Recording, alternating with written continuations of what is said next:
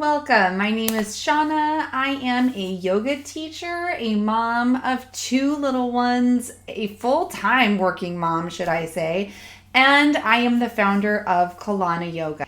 And in this video, I want to talk to you about the 4 categories of self-care, or as I call them, the 4 pillars of self-care, what they are, why I created this 4-pillar system, and how we can improve in each of these pillars. So I know that self-care is a very popular buzzword on the internet, and it can often be used to sell us on things like luxury items or excursions, spa days, massages, clothes, treat yourself, mani-pedis, all these wonderful services, which, don't get me wrong, I love a lot of those, and I think that they definitely have a value in boosting something, but to me, those are not sustainable, attainable self-care tools. Those are just fun things to get every once in a while. Those aren't things that we can utilize and rely on a regular basis.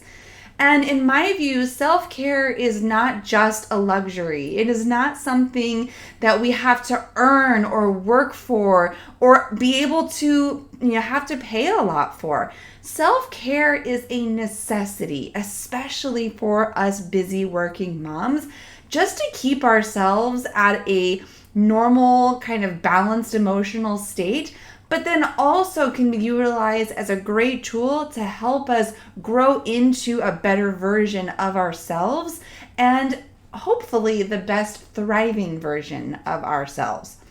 So what are my 4 pillars of self-care, and why did I create this system? Well, when I started to think about and really dive into self-care as a solution to feeling better and growing into a better version of myself, I noticed that a lot of the tools and techniques really boil down into 4 categories.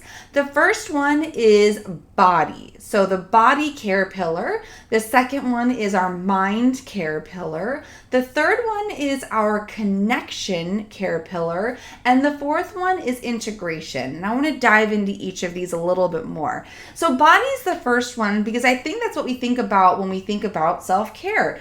Body is where you're going to feel a lot of that tension or stress or anxiety, all of the things that you feel weigh on you or feel heavy. Those are all things that affect your body. And there's a lot of things that you can do in your body to help relieve that stress and overcome a lot of that anxiety. That includes things like breath work, movement, simple movement, stretching. You can do something as simple as stretching or yoga, even sitting at your desk, or you can do something a little more vigorous to really get those endorphins, boosting up inside of us. So the body pillar is a huge one. There's a lot that we can do there, and there's a lot that we feel there in our body on the regular basis. So how do we improve the body self-care? Well, I just gave you a bunch of examples. We can stretch, we can move our body, we can utilize, things like massage, whether it's self-massage or a massage from a loved one, or even a hug can be really soothing. Tapping into our breath work to help calm our nervous system. These are all ways that we can utilize body care to improve our general sense of being. Next up, we have the mind care pillar. So the mind care pillar really comes into play when we think about our thoughts, our beliefs, our mindset, the things that we think are holding us back, the things that we don't say, the things that maybe manifest into feeling really heavy. So the mind care pillar can be improved by things like meditating, journaling, talking about your feelings, things that allow you to process what's going on in your mind to help clear out some of that chaos, some of that anxiety. Our third pillar is our connection pillar. So this is referring to the connection that you have with yourself, your own self-awareness, and your connection with others, your relationships, whether it's your relationship with your children, your partner, your other family members, or even friends. And if you're like me in this stage of life where I have young kids, having time to maintain my friendships is really difficult. So prioritizing that connection piece is a very, very valuable pillar of self-care, because it can really boost your mood in a lot of different ways. It can allow you to feel like you're being supported, you're being heard, and kind of relieve some of those other mental challenges that we are struggling with in the mind pillar. So how can we improve the connection pillar? Well, like I said, we can journal, or maybe even have a therapist that we can talk to be able to become more familiar with our own awareness and how we're feeling. But we can also make a little bit of an effort to strengthen our bonds with other people.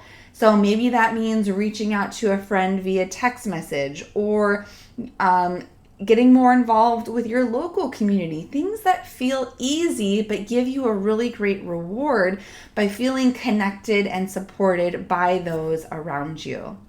Now, the fourth pillar is a little interesting. This is our integration pillar. Our integration pillar really is about taking action, and it kind of encompasses all of the other three pillars. This is sort of the foundation of the pillar building, if you would like to call it that. So by integration, what we're really saying is this is about taking actions, doing something about improving those other pillars. So what do I mean by that? Well, when you pick a pillar that you want to improve, you can identify how you want to improve it. If it's your body pillar, maybe you want to start inviting some movement into your day, or inviting some breath work. Maybe you take a deep breath before you leave the house, or you add some stretches in while you're at your desk. If it's your mind pillar, maybe you try to do a quick meditation before bed to help cool and calm your mind before you try to go to sleep. If it's your connection pillar, maybe it's taking that step of making, that effort, sending that text message. So integration is about doing. And so what we do is we set a goal, we pick a pillar, we pick an action that we want to improve, and then we do it. We take small actions. We make it easy. Allow it to feel simple and not overwhelming. Whether it's a tiny habit that we can add into our day, or something that we can write down and check off a to-do list once we've done it. Taking action allows us to make progress forward in improving our overall self-care by taking momentum and seeing ourselves improve in the long run. So the idea is to make those baby step improvements so that in the future we can look back and say, wow, all these little things did not just help me maintain a level of sanity when I have so much on my plate. It actually gave me space to improve in the areas that I want to improve and begin to really grow into this ideal version of myself that I would love to see myself grow into. So if this is resonating, I would love to invite you to a workshop that I am hosting on Monday, June 2nd, 2025. So if you're watching this in the future, then you'll probably be able to catch a recording of that workshop. In this workshop, we're really going to be focusing on the body care pillar. So in this workshop, I'm going to give you very simple, effective, easy techniques that you can utilize anytime, anywhere to improve your body care pillar. Things like breath work, setting intentions, and moving your body, you can do anytime, anywhere. If you're interested in joining me for that workshop, I would love to have you. The link to register will be below, and hopefully I'll see you there. But just know that even if you can't attend the workshop, I am rooting for you, and I hope that you can take some of the ideas in this video and implement them into your daily life so that you can feel your best, not just to survive, but to truly grow into your thriving self. Thanks so much for joining me on this video. If you'd like to see more content like this, please subscribe and leave a comment. Let me know what stood out for you. Alrighty, take care.